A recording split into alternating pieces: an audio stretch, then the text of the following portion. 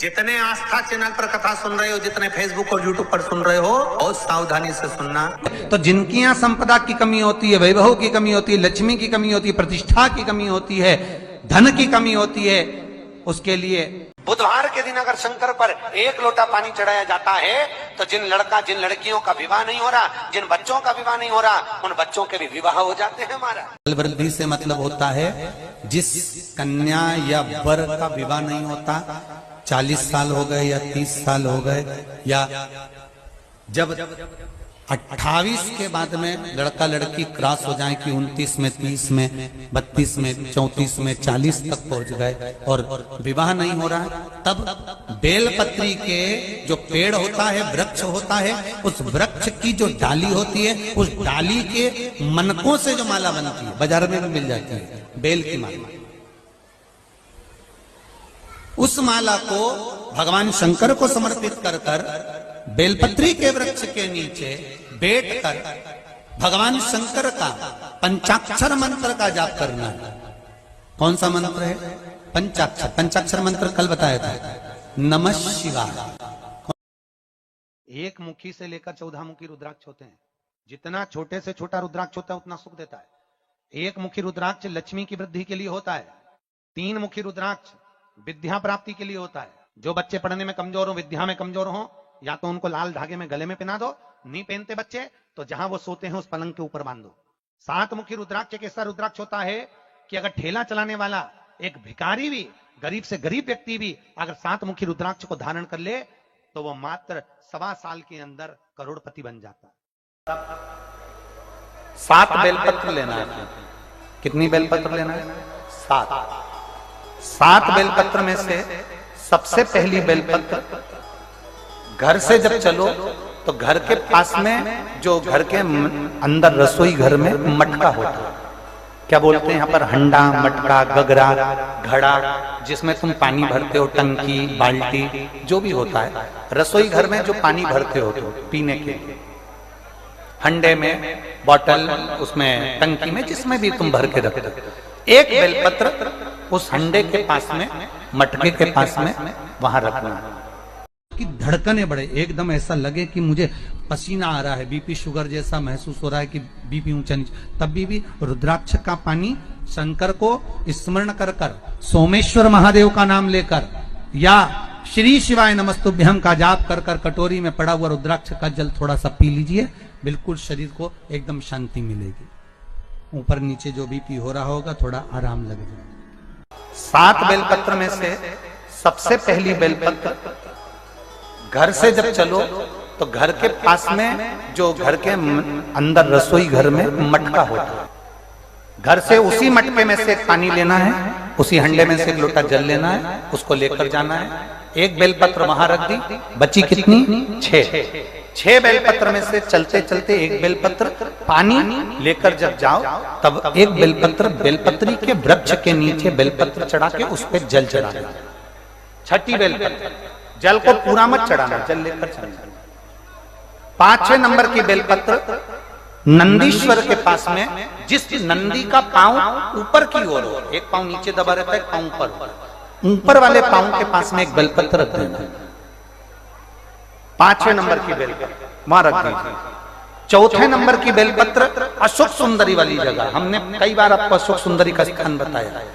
ये जलाधारी, यहाँ जो बीच में से जल बहता है, बीच में एक मोटी लाइन होती है, अशोक सुंदरी। 4थे नंबर की बेलपत्र यहाँ रख दीजिए, थोड़ा सा जल समर्पित कर दीजिए। 3रे नंबर की बेलपत्र, यहाँ बैठकर जल चढ़ा रहे हो तो यहाँ रखो, यहाँ बैठकर जल चढ़ा रहे हो तो यहाँ रखो, यहाँ बैठकर चढ़ा रहे हो तो यहाँ रखो, मतलब पार्वती जी का जो हस्तकमल है उस पर रखना है और उस पर जल चढ़ाना है। 3रे नंबर में 2रे नंबर की बेलपत्र, शंकर भगवान का जो शिवलिंग है उसके ऊपर बेलपत्र को रखना है। बेलपत्र की जो डंडी है, आप बैठे हो वहां पत्ती का मुंह होना चाहिए, डंडी का मुंह तुम्हारे ठीक विपरीत।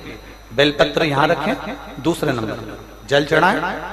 1 बेलपत्र जो 7वें नंबर की है, उस बेलपत्र को जो जलाधारी है, जल चढ़ाने वाली, उस जलाधारी का स्पर्श कराएं और उस बेलपत्र को वापस लेकर उसमें से थोड़ा सा जल उस जलाधारी में डाल दें। उस बेलपत्र को, जो 7वें नंबर की बेलपत्र है, उसका स्पर्श केवल जलाधारी को कर कर बाबा से विनती कर कर उस बेलपत्र को किसी भी दिन आप अपने घर में लाकर रख लो। और कुबेरेश्वर धाम आप आना चाहते हो, बाबा से विनती कर कर आना, बाबा ऐसा धन देना कि मैं वहां जाकर लोगों को पानी पिला सकूं, बिस्कुट खिला सकूं, ऐसी कृपा करना। 7 मार्च को कथा प्रारंभ होगी कुबेरेश्वर धाम की। 5 मार्च के पहले पहले मेरा बाबा तुम्हारी झोली जरूर भरेगा और तुम्हें कुबेरेश्वर धाम जरूर बुलाएगा, पक्का। ज्यादा दूर का नहीं सोचना, नजदीक। 7 बेलपत्र का उपाय, 7 बेलपत्र का उपाय शिव जी का एक आनंद फल प्रदान करना। पहली परिंडे के पास, दूसरी बेलपत्र के वृक्ष के नीचे, तीसरी नंदी के यहाँ, चौथी अशोक सुंदरी के यहाँ, 5वीं पार्वती जी के यहाँ, 6ठी भगवान शंकर के ऊपर, 7वीं जलाधारी का स्पर्श कराकर वापस।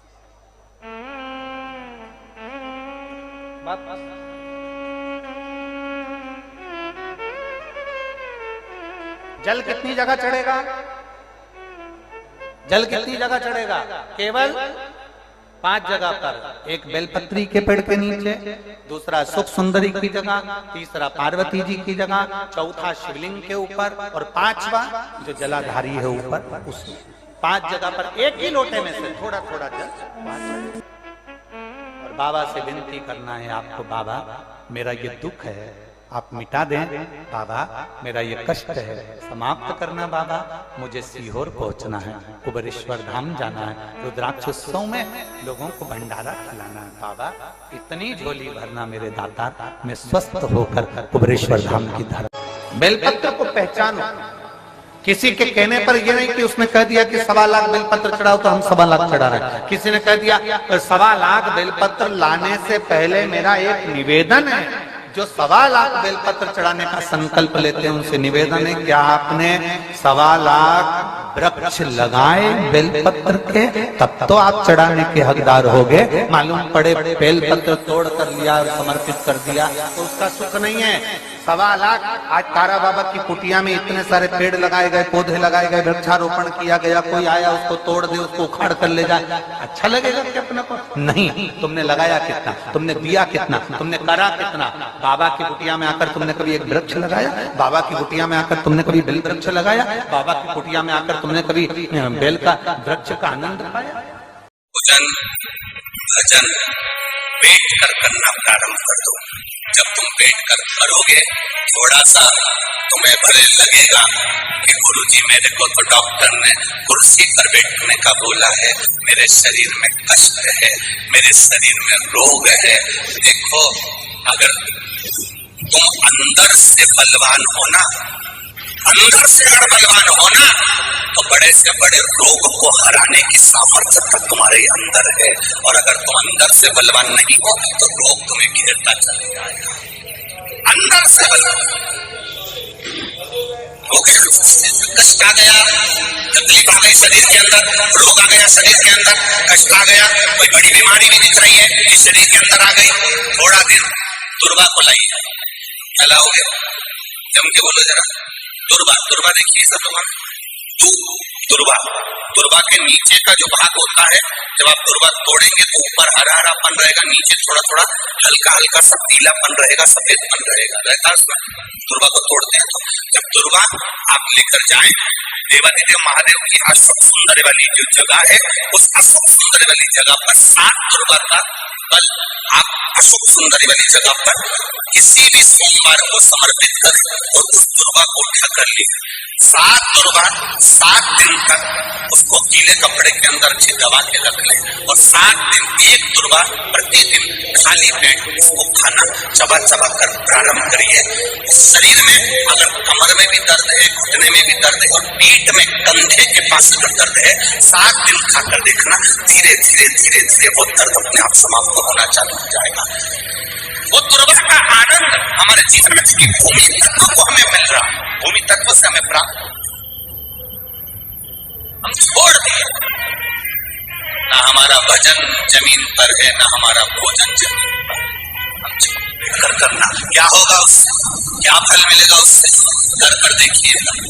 केवल जिसको शुगर हो और शुगर जिसके शरीर में है उसको नियम बना लेना चाहिए कि मैं कुर्सी पर टेबल पर बैठकर नहीं खाऊंगा, मेरे शरीर में कष्ट है बहू, एक काम कर जमीन पर एक मोटा सा आसन लगा दे, मैं धीरे से बैठूंगा, वहां बैठकर मैं खाऊंगा।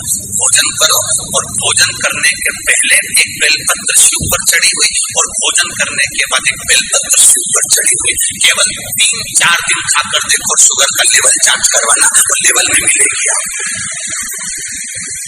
भोजन जमीन पर बैठकर करा जाए, भजन जमीन पर बैठकर करा जाए, जमीन का तत्व हमारे शरीर में होगा तो हमारे जीवन के रोगों को समाप्त करेगा। श्री शिवाय नमस्तुभ्यम, सब बोलिए एक बार जमकर, श्री शिवाय नमस्तुभ्यम। प्रैक्टिकल जरूर करना, कहीं सियोर वाला महाराज झूठ तो नहीं बोल रहा। शास्त्रों की बातें हमारे जीवन में हमें सुख प्रदान करे, इसलिए इस भाव का आनंद करते हुए आज की कथा को विराम देते हैं। श्री शिवाय नमस्तुभ्यम। मेरे चैनल को सब्सक्राइब करें, बेल आइकन प्रेस करें, जिससे कि आपको लेटेस्ट वीडियो की नोटिफिकेशन मिल जाएगी।